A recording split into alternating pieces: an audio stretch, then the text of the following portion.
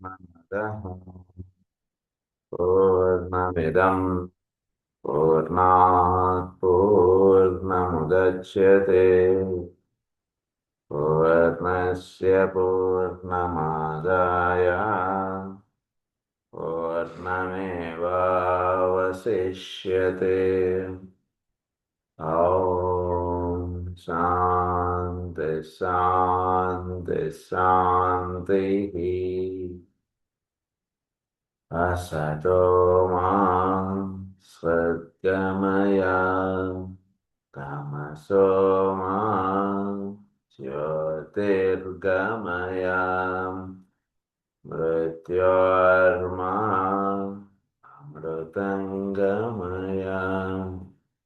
ॐ शान्ति शान्ति शान्तिः।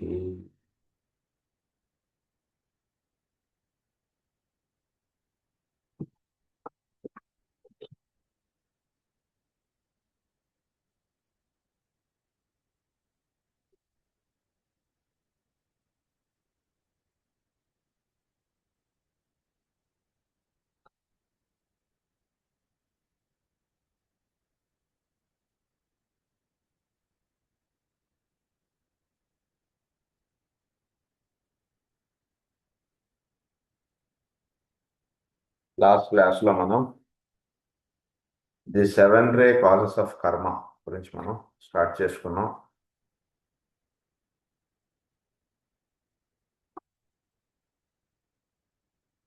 దీంట్లో మనం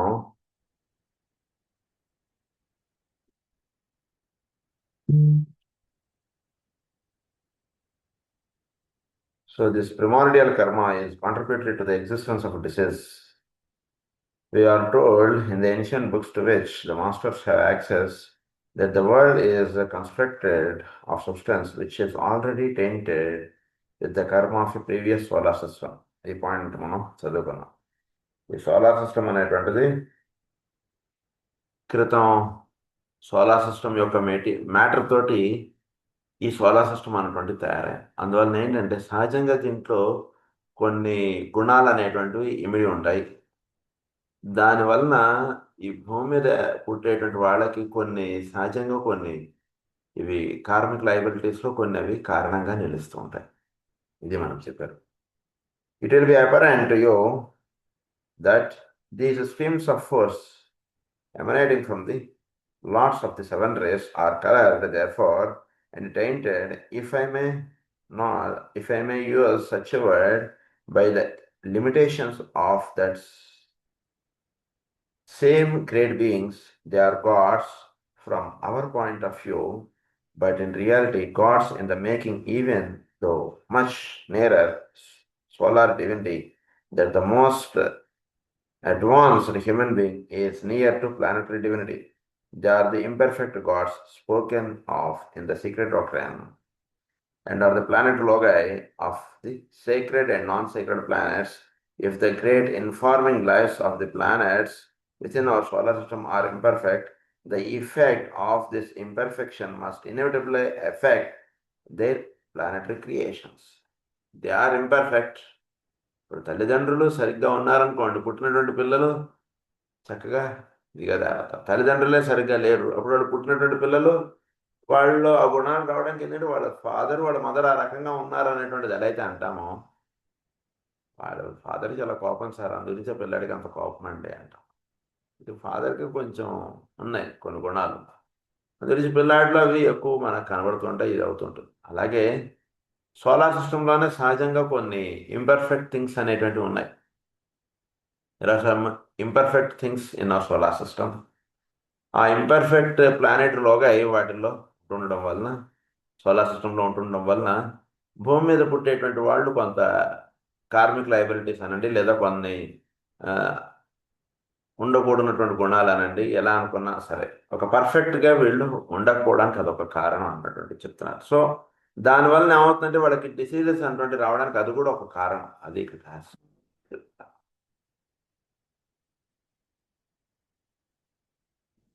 అందునుంచి మేడం బ్లావెట్స్కీ గారు వాళ్ళని ఏమన్నారంటే ఇంపర్ఫెక్ట్ గాడ్స్ అన్నారు గ్రహములను వాళ్ళని. their bodies of manifestation, and thus introduce a karmic condition over which the individual human being has absolutely no control, but within which it moves and he shares. Within which he moves and which he shares. He has no control.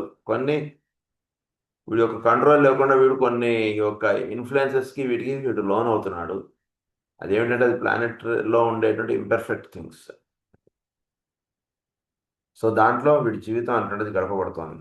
It is obviously impossible for me to elucidate this theme. All I could do or am permitted to do is to give you 7 stanzas from one of the most ancient volumes in the world. It deals with the 7 race causes of imperfection in our planetary manifestations. To these should be added, if it were only possible, the stanzas which convey the significance of the defects emerging from astrological conditions and producing effects of a planetary nature and involving therefore the horoscope of our particular planetary logos. But these are far too abstruse, elaborate, and far-reaching in their theme, and can be studied and considered only when humanity has reached such a stage of intuitive development that men can appreciate causes and effects as whole process and can see both the beginning and the end of in one flash of time and space. సృష్టిలో ఈ imperfect థింగ్స్కి వీటికి కారణంగా ఉంటుంటుంది planets. వాటికి ఈ 7 race అన్నటువంటివి కారణంగా నిలుస్తుంటాయి. ఈ 7 రేస్కి వీటిని కొంచెం జాగ్రత్తగా దాటడానికి అనండి, లేదా వాటి యొక్క ఆ ఇంపర్ఫెక్ట్ థింగ్స్లో ఒక పర్ఫెక్షన్ అటువంటిది సిద్ధింపడడానికి 7 స్టాన్జర్స్ ఉన్నాయి, 7 మంత్రాలు ఉన్నాయి. ఈ 7 మంత్రాలు చక్కగా ధ్యానం చేయడం చేత ఏమవుతుందంటే వీటిలో ఒక పరిపూర్ణత అటువంటిది సిద్ధిస్తుంది.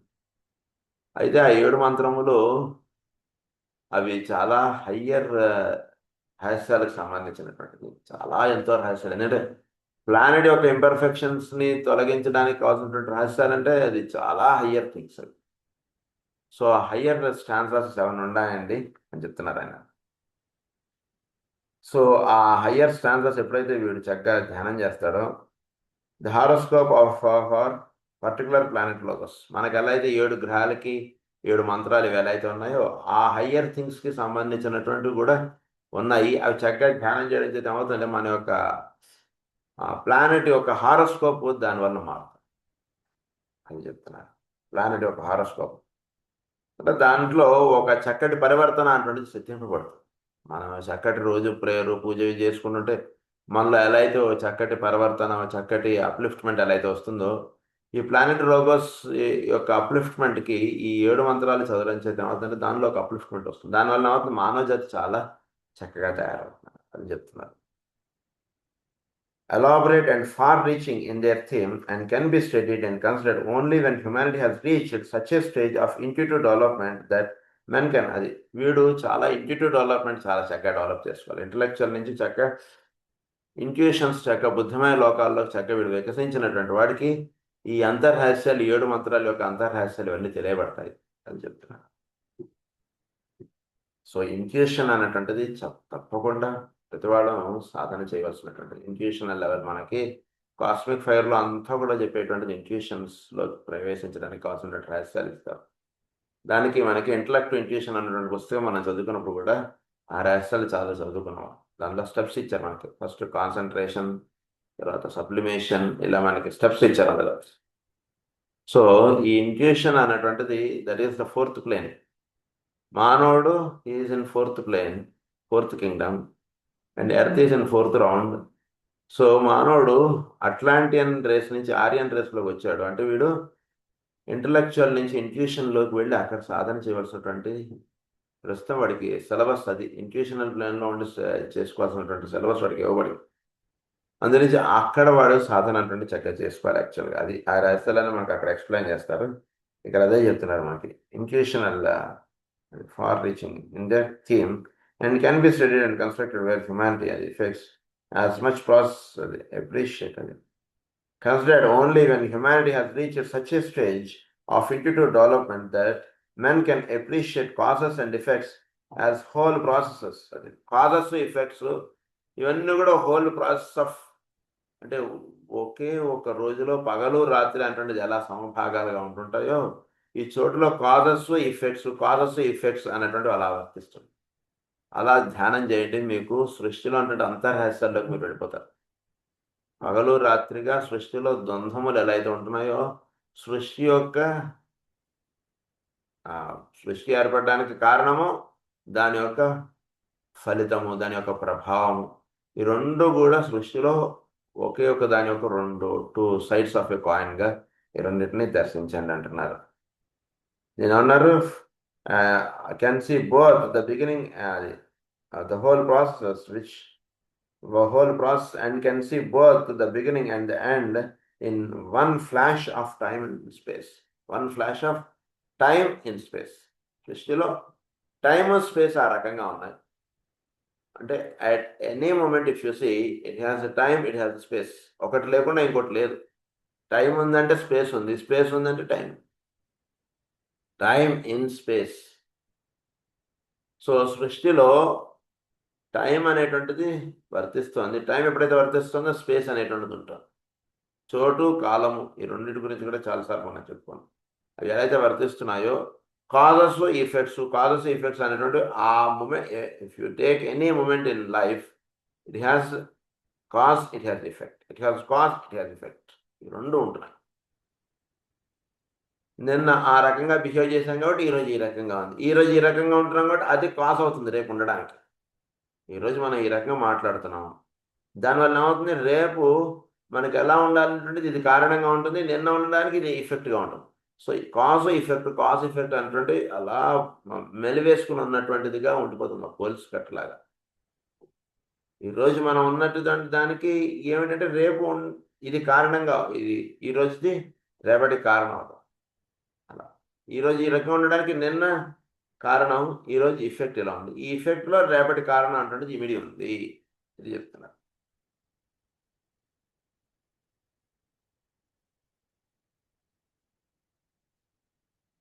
అది the whole flesh and time. In these words, the master Serapis once summed up the matter when endeavoring to train a group of initiated disciples in this mode of approaching vast subjects. So master Serapis ఆయన కూడా ఒక master మనకి. So ఈ master సెరాపిస్ గారు కూడా ఎన్నో గ్రంథములు ఇవన్నీ కూడా మనకి అందించినటువంటి వారు. ఆయన కూడా మనకి అమెరికాలో ఆయన యొక్క గ్రంథాలు ఇవన్నీ కూడా ముద్రింపబడి ఉన్నాయి. వారివన్నీ కూడా అయామ్ కాన్షియస్నెస్ అనో ఏదో ఉంది, అయామ్ అన్నటువంటి దాని మీద ఉంటాయి వారివన్నీ కూడా బుక్స్. చాలా అద్భుతమైనటువంటి పుస్తకాలు ఉన్నాయి వారు కూడా మనకి. సో ప్రస్తుతం ఆయన ఇచ్చినటువంటి మాస్టర్ సెరాపిస్ గారు ఇచ్చినటువంటి రహస్యాలు కొన్ని చెప్తున్నారు. The book of karma has in it the following stanzas and these can serve as an introduction to those dealings with the 7 race causes of inharmony and disease. To the intuitive aspirant, some meaning will emerge, but he must ever bear in mind that all that I am attempting to do is to put into words unsatisfactory and quite inadequate stanzas concerning the conditioning factors in the equipment of those great beings whose life force, which we call energy, creates all that is, colors and shapes, all manifestations within the worlds, and adds its quota of force to the equipment of every single human being. So ఈ 7 stanzas అనేటువంటివి మనకి చాలా ముఖ్యమైనటువంటివి. ఇవి master సెరాపిస్ గారు the book of కర్మాలో ఇచ్చారు ఆయన. ఈ 7 రేస్కి సంబంధించినటువంటి 7 మంత్రాలు అవి. ఇవి ఈ 7 రేస్ కాజెస్ ఆఫ్ ఇన్హార్మనీ అండ్ డిసీజ్కి సంబంధించినటువంటి to the intuitive aspirant some meaning will emerge. కొంచెం చక్కగా ఇంట్యూటివ్ ఆస్పిరెంట్గా ఉన్నటువంటి బుద్ధమయ లోకాల్లో సాధన చేసుకుంటున్నటువంటి ఆ మంత్రాలు చదువుతుంటే he gets some meaning of those mantras. meaning will emerge, but he must ever bear in mind that all that I am attempting to do is to put into words unsatisfactory and quite inadequate stanzas. Unsatisfactory and quite inadequate. So ఈ meaning మనకు పొందేటువంటి meaning మనం ఏదైనా సరే ఈ స్టాన్సర్స్ చదివినప్పుడు ఆ meaning మనం ఏదైతే మనకి అర్థం అవ్వడానికి జరుగుతుంటుందో it is unsatisfactory and incomplete. Unsatisfactory and quite inadequate stanzas concerning the conditioning factors in the equipment of these great beings. అంటే మనం అర్థం చేసుకునేటువంటిది ఆ మంత్రముల ద్వారా మనకు బాధపడేటువంటిది కొంతే. వాటి యొక్క మీనింగ్ మీద మన మనస్సు విడిపోతుంది కాబట్టి దానివల్ల వీడికి బాధపడేది కొంతే. అదొక పాయింట్ చెప్తున్నారు ఆయన. In the equipment of these great beings whose life force, which we call energy, whose life force creates all that is colors and shapes, all manifestations within the worlds. అది సో సృష్టిలో సమస్తము నిర్ణయింపబడడానికి ఈ వాళ్ళు కారణంగా ఉన్నారు. ఈ 7 గ్రేట్ బీయింగ్స్ వాళ్ళే మనకి 7 రేస్కి ఇదిగా ఉన్నటువంటి వాళ్ళు. అండ్ యాడ్స్ ఇట్స్ కోట ఆ ఫోర్స్, అది వాళ్ళ యొక్క ఫోర్స్ అనేటువంటిది హ్యూమన్ బీయింగ్స్ తయారవడానికి కూడా ఆ పాఠా నుంచి తయారైనటువంటి వాడు. 7 యొక్క ముద్దతోటే కదా వీడు మానవ దేహాన్ని తయారైంది. అందుగురించి వీడిలో కూడా ఒక ఇంపర్ఫెక్ట్ అంటుండదు ఉంటుంది. అందుగురించి వీడు అర్థం చేసుకోవడానికి వెళ్ళినటువంటి దాంట్లో కూడా కొంత వీడు సహజంగా అర్థం చేసుకోలేడు కొంత అని చెప్తున్నారు. Of every single human being every man appropriates this energy to the measure of his need and his need is the sign of his development. ప్రతివాడు కూడా ఈ ఎనర్జీని కొంత డ్రా చేస్తున్నాడు చోట్ల నుంచి. ఎవ్రీ మ్యాన్ ఇస్ సప్తర్షి, అంటే 7 రేస్ వాడిలో ఉంటున్నాయి, కొంత ఇదిగా ఉంటున్నాయి.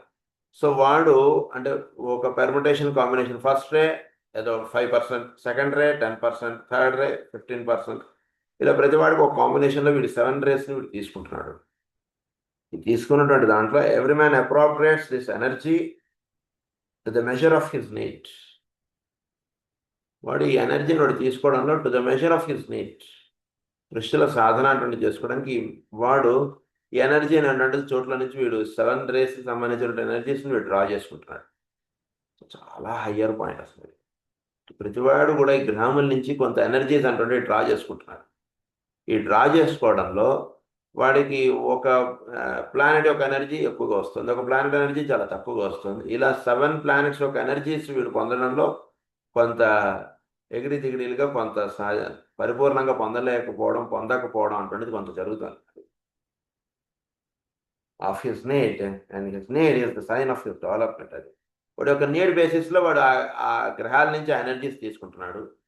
ఆ need is for his development. అంటే ఈ జీవితంలో వాడు ఎంత డెవలప్ అవ్వాలి ఏమిటి అనేటువంటి దానికి ఎనర్జీస్ డ్రా చేసుకోవడం అటువంటిది కారణంగా నిలుస్తుంది.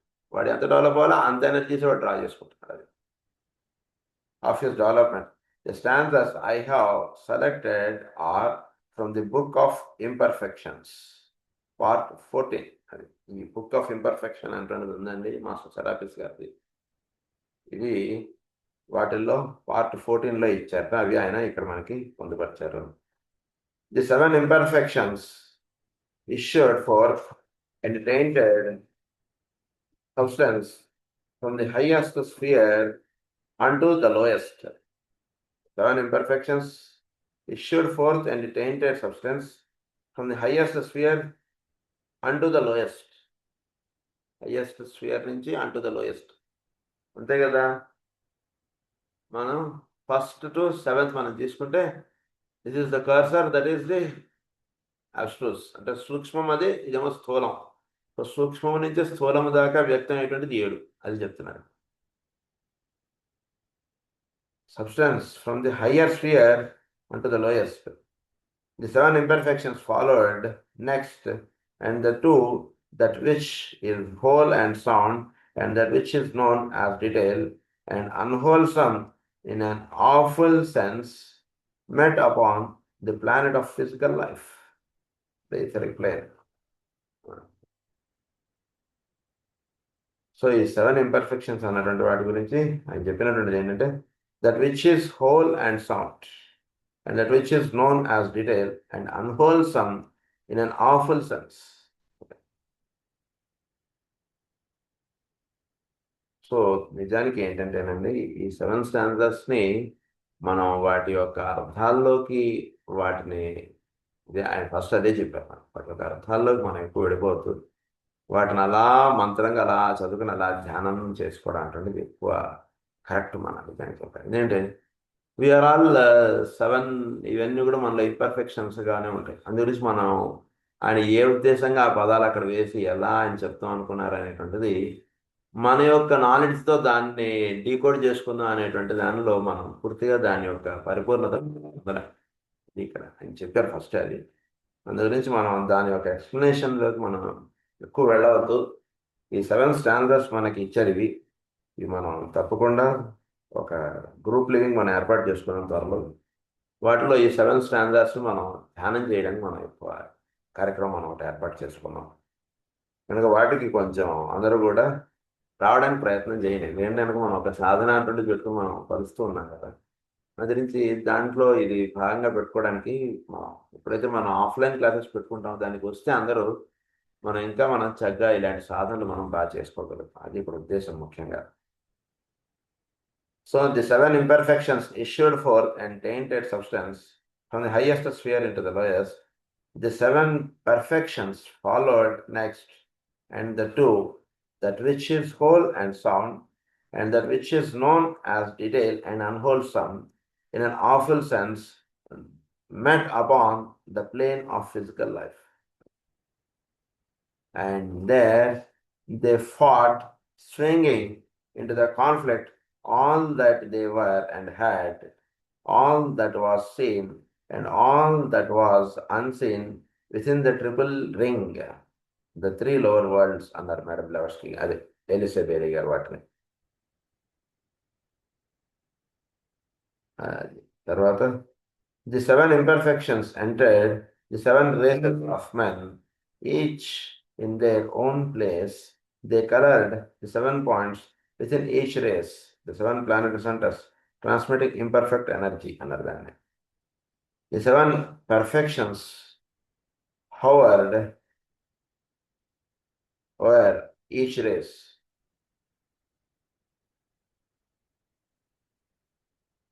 Over each man within each race, and over each point within each man.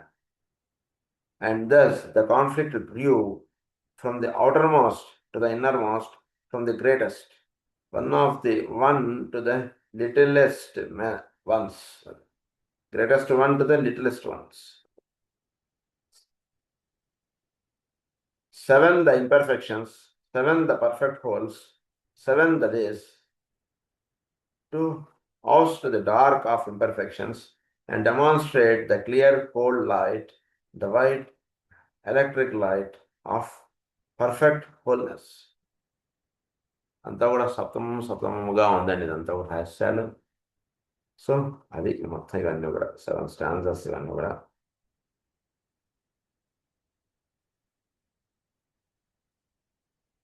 All that you can gain from the above, my brother, is a concept of age-long conflict of 7 great energies which manifest as dualities and which produce, when anchored within one body, whether that of a planet, a man, or an atom, an area or cycle of distress, as it is called. This distress produces the evolutionary urge. So ఈ సప్తమము అన్నటువంటిది ఒక ప్లానెట్లోనే ఉంది, ఒక మానవుడిలో ఉంది, ఒక అణువులో కూడా ఉంది. అంతా కూడా సప్తమముగా ఉంది. సృష్టిలో సమస్తము కూడా సప్తమముగా ఉంది. రహస్యాలన్నీ కూడా దాని గురించి మనం చాలాసార్లు చెప్పుకుంటూ ఉంటాం. సో సప్తమము అన్నటువంటి దానికి ఇవన్నీ కూడా ఇస్తున్నారు ఆయన, అందులో ఇచ్చారట. So 7 great energies which manifest as dualities, ఈ 7 great energies ఇవి వాటి యొక్క ఎక్స్ప్రెషన్ ఈస్ డ్యూయల్ ఫామ్ అన్నారు 7 as dualities, and which produce when anchored within one body, whether అది which produce when anchored within one body. వీటిలో ఒక బాడీలో అవి వాటి యొక్క ఫంక్షనాలిటీస్ డ్యూయల్గా ఉంటున్నాయండి. 7 యొక్క functionalities. an area or cycle of distress, as it is called. ఇదంతా దీని అంటే ఎప్పుడైతే ఆ 7 ఒక బాడీలోకి ఎంటర్ అవుతాయో, it is called the area of distress. అంటే అనంతంగా ఉంటుండేది ఒక దేహంలోకి వచ్చేసరికి అది ఏమవుతుంది, ఇట్ ఈస్ బీయింగ్ కండిషన్, దాని ఓన్ అంటే డిస్ట్రెస్ అన్నమాట. సో అది అనంతంగా ఉండేటువంటిది ఒక పక్షి ఉంది, దాన్ని తీసుకొచ్చి ఒక ఇంట్లోనూ ఒక పంజారంలో పెట్టాం అనుకోండి, that is called distress, area of distress. హాయిగా అలా ఆకాశంలో వికసించాల్సినటువంటిది ఒక పంజారంలో తెచ్చిపెట్టడానికి ఏమవుతుంది, ఇట్ ఈస్ కండిషన్. అది ఎట్లాగో ఈ సప్తమం అంటున్నది అలా విచ్చుకొని ఉండేటువంటిది, ఆ సప్తమం యొక్క బీజం ఒకటి ఒక ఒక బాడీలో పడేశారు అనుకోండి, ఇట్ ఈస్ బీయింగ్ కండిషన్, అది అంటున్నారు, that is called area of distress. అది this distress produces the evolutionary urge and is itself the cause of manifestation and is itself the cause of manifestation. Evolutionary urge అనేటువంటి దానిలో ఉంటుంది. ఎలా అయినా సరే దీంట్లో నుంచి అప్లిఫ్ట్ అవ్వాలి, ఈ కండిషన్స్ నుంచి అప్లిఫ్ట్ అవ్వాలి అంటున్నది ఉంటుంది, that is called evolutionary urge. ప్రతి వాడిలోనూ అది అక్కడి నుంచి అలా దిగొచ్చింది ఆ పక్షి గూడులోకి, దాంట్లోంచి ఎప్పుడు వెళ్ళిపోదాం పైకి, ఎప్పుడు మనం హాయిగా వికసించుదాం, చక్కగా ఇది చేద్దాం అంటుండేది ఎలా అయితే దానిలో పనిచేస్తుంటుందో, ఆ ఎన్నాళ్ళైనా ఈ గూడులోనే ఉండిపోదాం అని ఎలా అయితే దానికి ఉండదో ఈ పంజారంలో, అలా ఈ ఈ సప్తమం అనేటువంటిది ఒక దేహంలోకి వచ్చిన తర్వాత ఇట్ వాంట్స్ టు ఎవాల్వ్ అంటుండేది దాంట్లో పనిచేస్తుంటుంది. ప్రతి దేహంలోనూ ఈ గుణం అంటుండేది పనిచేస్తుంటుంది. దాన్ని ఏమన్నారంటే ఎవల్యూషనరీ అర్జ్ అన్నారు. And is itself the cause of manifestations, while its effect, which is karma, is the liberation ultimately of the perfect and the good. Is the liberation ultimately of the perfect and the good. So that is the cause. దాని యొక్క effect అంటే అది చేసుకునేటువంటి సాధన ఇదంతా కూడా. So దాని యొక్క effect which is karma, అది చేసుకునేటువంటి సాధన, is the liberation ultimately of the perfect. వాడు పర్ఫెక్ట్ బీయింగ్గా తయారవడానికి ఈ కర్మ అనేటువంటిది వాడికి కారణంగా నిలుస్తుంది. అది దాని యొక్క ఇఫెక్ట్. కాజ్ అంటే వాడు ఈ 7 అనేటువంటిది ఒక దీంట్లోకి ఒక పంజరంలోకి చేరినటువంటిదిగా అయిపోయింది, that is called area of distress. దీంట్లో నుంచి వాడు ఎవాల్వ్ అవ్వడం అనుకుంటుంది కదా, దట్ ఈస్ కాల్డ్ కర్మ. వాడు ఈ కర్మ అంటుంది వాడు చక్కగా చేసుకోవడం చెప్పి వీడు ఏమవుతారంటే he become a perfect and గుడ్గా వీడు తయారు. కాజ్ ఇఫెక్ట్ వాడిలో ఆ రకంగా వర్తిస్తుంది. ఒక అనంతంగా ఉన్నటువంటి శక్తి దేహంలోకి వచ్చేటికి అది ఇది ఒక బందీలోకి వచ్చినట్టుగా అయిపోయింది వాడికి, that is called the imperfect. ఇది అన్నారు దాన్ని ఏరియా ఆఫ్ డిస్ట్రెస్ అన్నారు, దట్ ఈస్ ద కాజ్. దాని ఒక ఇఫెక్ట్ అంటే వాడి చేయవలసినటువంటి కర్మ అన్నది వాడికి ఉంటుంది ఒకటి. ఈ కర్మ అన్నటువంటిది ఏమిటి, దేనికి ఇదంతా చేయాలంటే వీడు ఇందులో నుంచి వీడు ఎవాల్వ్ అయిపోవాలి, ఇందులోనే అన్నాళ్ళైనా ఉండిపోకూడదు కదా. ఏంటి ఏం బాగుంది ఇందులో ఉండిపోతే, హాయిగా అలా విహరిస్తున్నటువంటి పక్షి ఎంత బాగుంది, దానికి ఎంత సుఖంగా ఉంటుంది, అంత సంతోషంగా ఉంటుంది. అది కాదు నువ్వు ఇక్కడ గూడులో నిన్ను పెడితే నీకు టైంకి నేను చక్కగా భోజనం పెట్టచ్చు, నేను అంతా బాగా చూసుకోవచ్చు, అవసరం లేదంట, అంత అవసరం లేదు, హాయిగా అలా విహరిస్తుంటే చాలా బాగుందంట. అది ఎలా అయితే సత్యమో, జీవుడు అనేటువంటి వాడు దేహంలోకి చేరినటువంటి వాడు, జీవుడు దేహం ఇది, జీవుడు అనేటువంటి వాడు దేహంలోకి ఎప్పుడైతే చేరతాడో వీడు తెలియకుండా వాడు ఒక ఏరియా ఆఫ్ డిస్ట్రెస్లో కూడా వచ్చాడు. ధరించి వాడు ఎప్పుడు కూడా ఎవడి మనసని ఎలా ఉన్నవారో ఏమిటంటే ఏంటోనండి అంటారు, అన్నీ ఉన్నాయి కదరా, నువ్వు కోరినవన్నీ నీకు దొరికే కదరా, ఇంకా ఏమిటరా అంటే ఏంటో ఇంకా ఏదో, వీటి నిజానికి ఏది పొందాలనుకున్నాడో అది పొందలేదు కాబట్టి ఇంకా ఏదో పొందాలనేటువంటి భావం వాళ్ళలో పనిచేస్తుంది. నిజానికి ఎవరినైనా సరే మనం కూర్చోటి సరదాగా మనం ఒక ఎక్స్పెరిమెంట్ చేయాలనుకుంటే చక్కగా వాడిని అడిగితే, బాబు నీకేమేం కావాలి, నువ్వు సుఖంగా హాయిగా సంతోషంగా ఉండాలంటే నీకేం కావాలి అని అడగండి ఊరినే. మనకన్నా తక్కువగా ఉన్నటువంటి వాడిని అడిగితే వాడు చెప్తాడు, ఏమంటే నాకు ఇల్లు లేదు, ఒక ఇల్లు దొరికితే చాలండి, ఒక బండి దొరికితే చాలండి, ఇలేమో వాడు చెప్తాడు లిస్ట్. ఓకే, అవన్నీ వాడికి గ్రాంట్ చేసాను, అన్నీ జాగ్రత్త ఆలోచించుకుని చెప్పు, అన్నీ నువ్వు మళ్ళా రేపు పొద్దున్న నువ్వేం చెప్పకూడదు నాకు, అన్నీ నేను అడిగేసాడు, అన్నీ అడిగేశాడు, అవన్నీ మనం వాడికి ఇచ్చేసాం అనుకోండి. ఇచ్చేసిన తర్వాత ఒక సంవత్సరం తర్వాత ఏం బాబు ఎలా ఉన్నావు, ఇప్పుడు చాలా సంతోషంగా ఉన్నావు, చాలా హాయిగా ఉన్నావు అని మనం అడిగితే వాడు అది కాదు సార్, ఇల్లు ఇచ్చారనుకోండి కానీ ఒక ఫ్రిడ్జ్ కావాలండి అందులో అంటాడు, ఒక టీవీ కావాలండి అంటాడు, ఇంకా ఏదో అడుగుతాడు.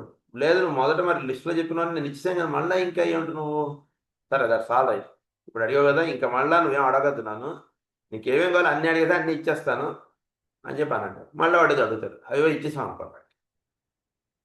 ఏంటి ఇప్పుడు బాగున్నావా అని చెప్పి మళ్ళీ ఒక సంవత్సరం తర్వాత 2 సంవత్సరాల తర్వాత అడిగితే లేదు సార్, ఏం సార్ ఇదంతా ఓల్డ్ టీవీ అండి, ఇందులో ఏం పిక్చర్ క్లారిటీ లేదు, ఏవో చెప్తుంటాడు అట్లా. అంటే ఎందుకు ఇలా వాడిలో ఆ చెప్పడం అంటున్న గుణం వర్తిస్తుందంటే వాడిలో ఒక డిస్ట్రెస్ అంటుండేది వాడిలో రన్ అవుతుంటుంది. బికాస్ హీ ఎంటర్డ్ ఇంటూ ఆ కాన్షియస్నెస్ సప్తమా అంటున్నది వీడి దేహంలో ఎప్పుడైతే వచ్చిందో that is called area of distress. ఆ డిస్ట్రెస్ ఎలా ఎక్స్ప్రెస్ అవ్వాలో తెలియకుండా అది రకంగా ఎలా ఎక్స్ప్రెషన్లోకి వస్తుంటుంది. అది నెమ్మదిగా తిరిగి తిరిగి తిరిగి తిరిగి అప్పుడు వాడు సాధనలోకి తిరుగుతుంది. సాధన అంటున్నది అలా చేసుకుంటూ చేసుకుంటూ వస్తుంటే నెమ్మదిగా ఎవాల్వ్ అవుతుంది. దట్ ఈస్ కాల్డ్ కర్మ అన్నారు. ఈ కర్మ అంటే చక్కగా వాడు అలా చేసుకుంటూ వస్తుంటే అందు గురించి మనం అందరం మనం బంధ్యాయి అంటే మన గురించి మనం చేసుకునేటువంటి దానికన్నా 10 మందికి ఉపయోగపడేటువంటి పని ఎప్పుడైతే చేస్తాడో వీడు కర్మబంధం నుంచి వీడు విముక్తుడు అవుతాడు అని చెప్తుంది మన భగవద్గీత.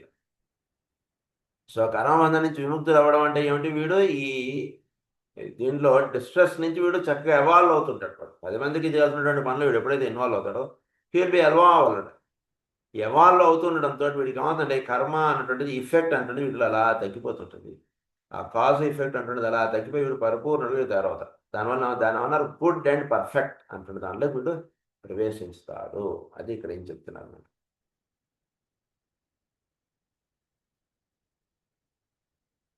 ఇఫెక్ట్ అది పర్ఫెక్ట్ అండ్ ది గుడ్ అన్నదాన్ని. These things are not easy to comprehend. అంత సులభం కాదండి, అలా ఎంతో నిగూఢంగా ఉంటాడు. It must be remembered that the 7 imperfections are related to the sevenfold nature of the one in whom we live and move and have our being. 7 imperfections are related to the sevenfold nature of the one. ఈ 7 imperfections and sevenfold nature of the one in whom, అంటే సృష్టిలో ఈ ప్లానెట్లోనే 7 imperfections ఉన్నాయి. అందులో మనం పుడుతున్నాం, మనం ఉంటున్నాం, మనం వెళ్తున్నాం. కాబట్టి ఆ ప్లానెట్లో ఉన్నటువంటి ఇంపర్ఫెక్షన్ తొలగితే కానీ మనం ఇది చేస్తున్నాం. అంటే అంటే ఉదాహరణకు మనం నిద్రపోతున్నాం, నిద్రలో మనకు ఒక కళ వచ్చింది. ఏంటి కళలో ఏంటి? వీడు పడుకొని వీడు నిద్రపోతున్నాడు. వీడికి కళ ఎలా స్టార్ట్ అయిందంటే నేను పడుకొని నేను నిద్రపోతుంటే నాకు కళ వచ్చింది అంటుండే నిద్రలో కళ స్టార్ట్ అయింది. ఆ కళలో ఏదో కనబడింది, అలా ఉందండి వీడిది. సో ఆ కళలో నుంచి వీడికి మెలకు వచ్చింది. అయినా ఏంటి నిజానికి ఇదంతా వీడి కళ్ళలో ఇదంతా భాగం. నిజానికి వీడు పరిపూర్ణుడు ఎప్పుడు అవుతాడు? ఈ ఫస్ట్ కళలో నుంచి సెకండ్ కళలోకి ఎంటర్ అయ్యాడు కదా, ఈ సెకండ్ కళలో నుంచి ఫస్ట్ కళలోకి వచ్చాడు. ఈ ఫస్ట్ కళలో నుంచి మళ్ళీ బయటకు వస్తేనే వీడు పరిపూర్ణుడు అయినట్టు. అది ఇక్కడ పాయింట్ మనం చెప్తున్నా. That these 7 imperfections energies hold within themselves the perfect will to good.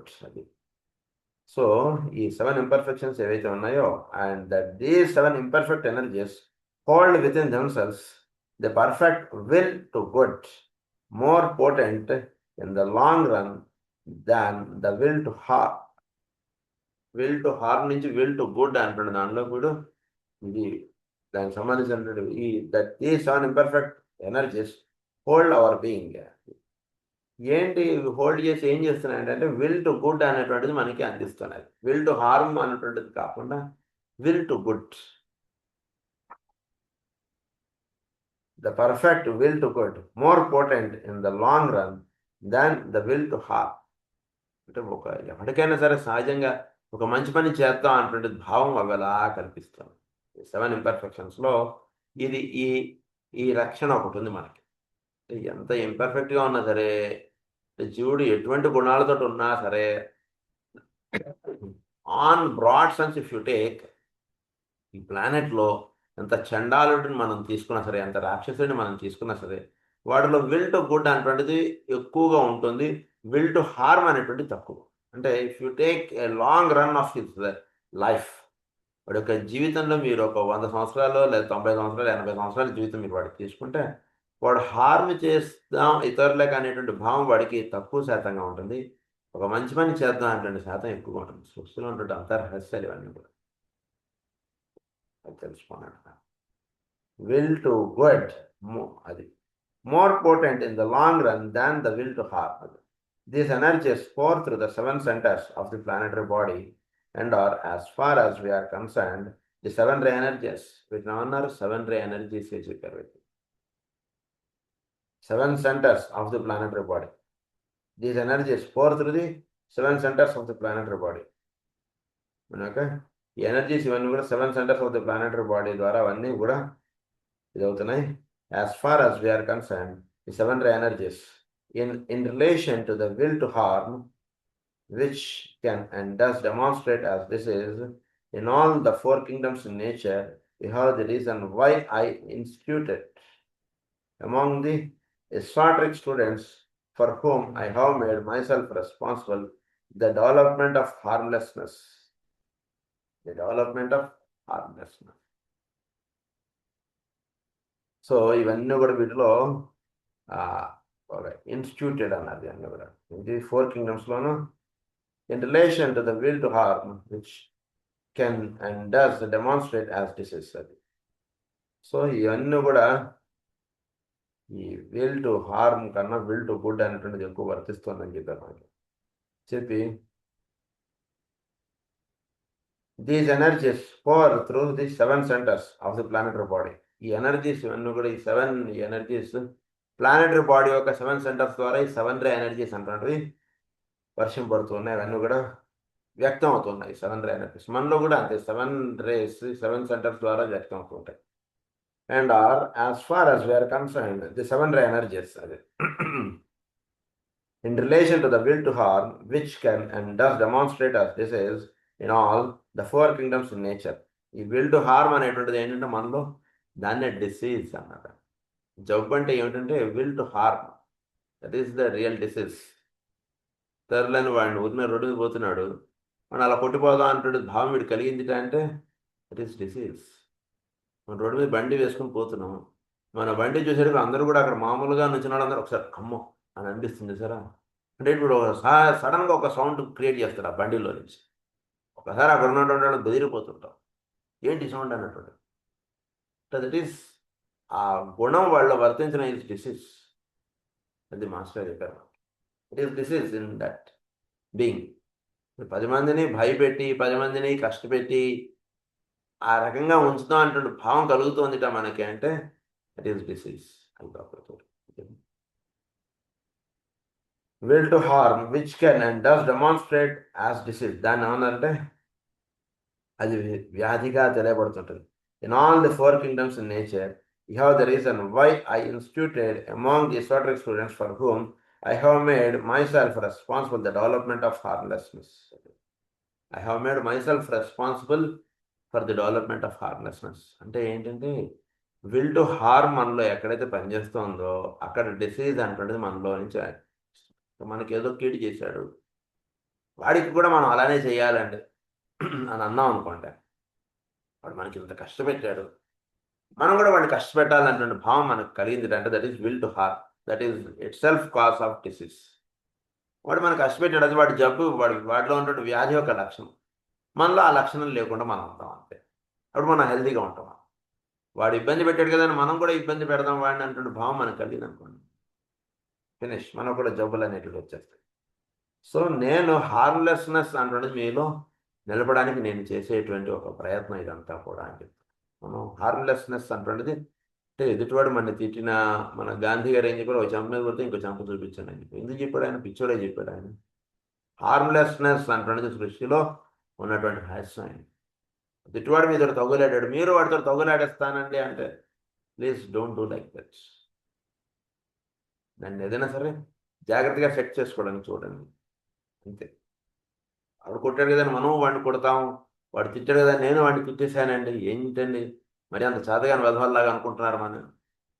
అసలు ధీరతతో సహించుట అన్నారు మేడం లెవర్స్ గారు. ధీరతో సహించి చేయన్నారు, తిరిగి 4 కొట్టేసా అన్నది మేడం లెవర్స్ గారు. తనకు జరిగిన అన్యాయములను ధీరతతో సహించుట అన్నారు. వాడికి ఏదైనా అన్యాయం జరిగితే అవన్నీ బేర్ చేసేసాయి అంతే, జస్ట్ లోపల మింగేసాయి. ఇలా మింగేసేది మీకు ఏమన్నా అన్యాయం జరిగే వరకు. అలాగా తర్వాత ఏమన్నారు, అన్యాయమునకు గురి చేయబడిన వారిని తెగువతో కాపాడుట అన్నారు. వేరేవాడికి వాడికి అన్యాయం జరిగింది అనుకోండి, నువ్వు కూడా మింగేసే ఏం పర్లేదు అదంతే లైఫ్ అని అనకండి. వాడి దగ్గర నుంచండి, వాడికి చక్క నేనున్నా నీకేం పర్వాలేదు అంటుండేది ఒక ధైర్యం వాడికి ఇవ్వడని చెప్పారు. అన్యాయమునకు గురి చేయబడిన వారిని తెగువతో కాపాడట. అన్యాయానికి వాడిని గురైపోయాడు వాడిని చక్కగా వాడిని కాపాడడానికి మీరు చక్కగా వాడికి ఏదో హెల్ప్ చేయండి. అది సో ఆ రకంగా ఇక్కడ imperfect energies. So the 7 ray energies in relation to the will to harm, which the harmlessness I instituted among the harmlessness. It is the major agent for the offsetting of karma.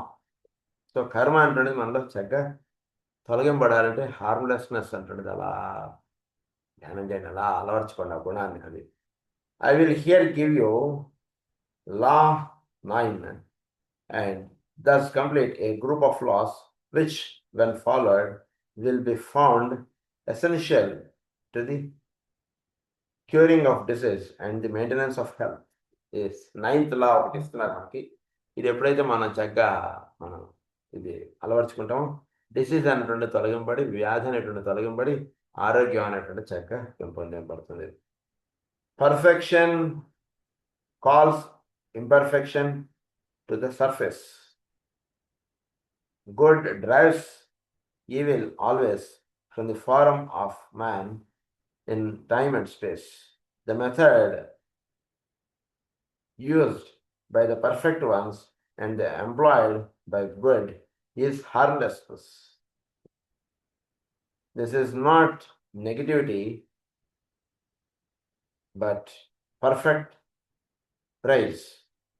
perfect poise. A completed point of view and divine understanding. Ninth law ఇప్పుడు కూడా harmlessness. మనకి ఏం జరిగింది ఇప్పుడు కూడా అలా bear చేస్తాయండి. మన అన్నదమ్ములు ఎవరైనా ఇబ్బంది పెట్టినా, అక్క చెల్లెలు ఇబ్బంది పెట్టినా, ఆస్తిపాస్తుల వ్యవహారాలు ఏమైనా ఉన్నా సరే జస్ట్ మీలో ఉన్నటువంటి దయాగుణం అలా వర్షింపజేస్తాను. నేను బికాస్ మీరు సాధనకు వచ్చారు కాబట్టి. లేదండి అని అనుకున్నారా మీ ఇష్టం, మీరు కోర్టుకు వెళ్ళండి, ఫైట్ చేసుకోండి, అయినా చేసుకుంటాను. ఇంకా దాని నో అని అనుకుంటే ఇంకేదైనా చేసుకోవచ్చు. లేదనుకుంటే ఎలా పేరు చేస్తాను. హార్మ్లెస్నెస్ అంటే గుణం మనకి ఎంత మనలో ఉందా లేదా అంటే దానికి ఇది ఒక పరీక్షగా మీరు తెలుసుకోండి. హార్మ్లెస్నెస్ అంతే.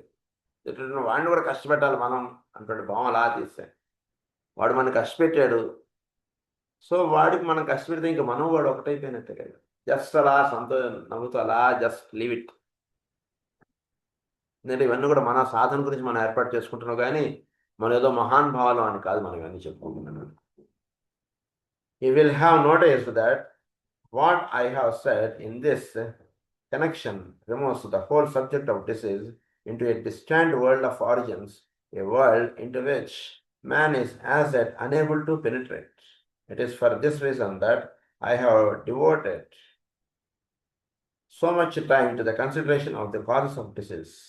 ఇది చెప్పడానికి నేను ఎన్ని పేజీలు నేను రాసుకుంటూ వచ్చిన కారణం ఇదండి అంటున్నాను. అంటే ఏంటంటే హార్మ్లెస్నెస్ అంటుంది మనకు రావాలి. ఇప్పుడు కూడా మనని ఇబ్బంది పెట్టాడు, మనని కష్టపెట్టాడు, ఏం చేసినా సరే వాడు కష్టపెట్టాలి, వాడిని ఇబ్బంది పెట్టాలన్నటువంటి భావం. వాడికి ఏదైనా కష్టం వచ్చిందని తెలిసిన అయిందా ఇప్పుడు వాడికి ఎంత ఇబ్బంది పెట్టాడు ఆ రోజున వాడికి తెలియాలండి. ఇప్పుడు అనకండి, ఇప్పుడు అనకండి. అయ్యో వాడికి కష్టం వచ్చిందా, భగవంతుడు వాడి కష్టంలో నిలిచి వాడికి కష్టం పోతే బాగుండు అనుకోండి చాలు. మనం ఎవాల్వ్ అవుతాం, మన సోల్ ఎవాల్వ్ అవుతుంది దీనివల్ల. వాడికి ఇబ్బంది వచ్చి వాడు నేర్చుకునేది అది వాడి సాధన వాడు చేసుకుంటాడు, మనకు అనవసరం అది విషయం. మనం మాత్రం చేసుకోవాల్సినటువంటి సాధన ఏంటంటే మన శత్రువుకి ఆపద వచ్చినా, అయ్యో బాబా అంత ఆపద వచ్చిన వాడికి ఆపద తొలగిపోతే బాగుండని దేవుడికో దండం పెట్టేసుకుంటాం చాలు. మనం ఎవాల్వ్ అవుతాం చక్కగా. మనకి శత్రువులు లేనటువంటి దాంట్లో మనం అలా ఆడిపోతాం. అంత బాగుంటుంది ఆ లైఫ్ అని చెప్తున్నాను. Cause of disease. More than half of what I have to say is to be found in the first of our discussion, the first part of our discussion. We have nearly concluded this and face what many will regard as the more useful and practical part of the teaching and end this subject. More useful and practical part of this teaching. అది మనకు కావాల్సినటువంటి దీన్ని ఎలా మనం నిత్య జీవితంలో నిలుపుకోవాలని చెప్తున్నాను. It has never been my intention to deal with the pathology of disease or the symptoms of the many forms of ill health which ravage mankind. ఈ పాథాలజీ అన్నీ చెప్పి దానివల్ల ఏం ఉపయోగం లేదండి. మీకు అసలు డిసీజ్ అటువంటిది రాకుండా ఉండాలంటే మీలో హార్మ్లెస్నెస్ అటువంటిది రావాలి, వ్యాధి అనేటువంటిది రావచ్చు మనకి. అంటే మనలో హార్మ్లెస్నెస్ అంటే ఇతరులను తప్పు పట్టడం, ఇతరులను తప్పుగా భావించడం అటువంటిది చేస్తుంది. ఎదుటి నమస్కారం చేసింది ఎవరికైనా సరే చక్కగా మనసులో వాడికి నమస్కారం చేయించుకున్నాను. వాడి సాధన వాడిది, మన సాధన వాడిది. మన సాధన చక్కగా సాగాలంటే ఎవరిని చూసినా సరే చేతిలో దండం పెట్టేయడం అంటే చాలు. We will be safe. వాడిలో ఉన్న తప్పులు, వీళ్ళు ఉన్న తప్పులు, ఈ తప్పులు మనలో బుర్రలో పెట్టుకోవాలా? భగవంతుడి యొక్క ఆయన యొక్క భాగవతం ఇదంతా బుర్రలో పెట్టుకోవాలా? మనం ఏం పెట్టుకోవాలి? ఉన్నది బుర్ర ఒకటే. వాడి తప్పులు వీడి తప్పులు నింపుకుంటే భగవంతునికి సంబంధించిన భాగవతం మన బుర్రలో ఉండదు. సాధనకు సంబంధించిన ఈ గ్రంథాలు ఇవే మన బుర్రలో ఉండవు. ఇవి నిలుపుకోవాలంటే వేడివాడి తప్పులు మన దగ్గర రానికండి. వాడిలో ఉన్నటువంటి ఈశ్వరుడికి నమస్కారం అంత అయిపోయింది. చక్కగా వాళ్ళు ఈశ్వరుని చూడండి. వాడిలో ఏమైనా ఇంపర్ఫెక్షన్స్ వాడని చెప్తే భగవంతుడు ఉన్నాడు, అవి కూడా వాడిలో సరిదిద్దాడు. మనలో ఎన్ని ఇంపర్ఫెక్షన్స్ సరిదిద్దే మనం ఈరోజు ఇలా ఉన్నాం. అది వాడికి వాడు అద్దంలో చూసుకుంటే తెలిసిపోతుంది వాడు మొహం ఇదివరకు ఎలా ఉండేది ఇప్పుడు ఎలా ఉండండి. మనలో ఎన్నో ఇంపర్ఫెక్షన్స్ ఉన్నాయి. భగవంతుడు అది మనల్ని దిద్దుతూ ఉన్నాడు. అందు గురించి ఈరోజు ఇలా ఉన్నాం. వాడిని కూడా దిద్దుతాడు ఆయన. అంతే వాడిని ఊరినే తప్పుగా చూసేయకండి అంటే భావం మనలో నిలుపుకొని మనం ముందుకు వెళ్ళడమే మార్గం. కానీ వాడిలో ఉన్న తప్పులు మనం ఇంకా వాడిని వీటిని అడిగి తెలుసుకుని ఇంకా దాని మీద ఒక గ్రంథం తయారు చేద్దాం అనుకోని ఇదంతా కూడా ఊరినే మన టైం వేస్ట్ చెప్పేసి ఇంకొంత హ్యాస్టర్ నెక్స్ట్ క్లాస్లో కంటిన్యూ చేసుకుందాం. స్వస్తి ప్రజాభ్య పరిపాలయంత న్యాయేన మార్గేణ మహీం మహీషాః గోబ్రాహ్మణేభ్యः శుభమస్తు నిత్యం. లోకాः సమస్తాः సుఖినः భవంతు. లోకాः సమస్తాः సుఖినः భవంతు. లోకాः సమస్తాः సుఖినः భవంతు. ఓం శాంతి.